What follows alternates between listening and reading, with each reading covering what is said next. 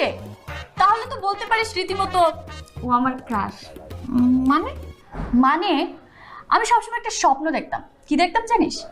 আমার লাইফে এমন একজন পুরুষ আসবে যে কোনো কথা বলতেও পারবে না, আমরা শুনতেও পারবে না, আমার মুখে মুখে তর্কও করতে পারবে না। আমাকে পেয়ারা দেওয়া তো দূরে থাক, আমার সকল টর্চার গাধার মতো মেনে নেবে। একদম ঠিক কথা বলছিস, তুই ঠিকঠাক স্বপ্ন দেখছিস। এই ছেলে, আসো সেলফি উঠাই। তোমার সাথে সেলফি না উঠাইলে ওর তো পেটের ভাত হজম হবে না, রাতে ওর ঘুম হবে না। আসো। এত কিউট সার্ভেন্ট না দোস্ত আমি কখনো দেখি নাই। দোস্ত ও আমার সাথে একটু দিয়ে দে না, বাসা নিয়ে যাই। এখন আগে আয়, সেলফিটা উঠাই। আয়।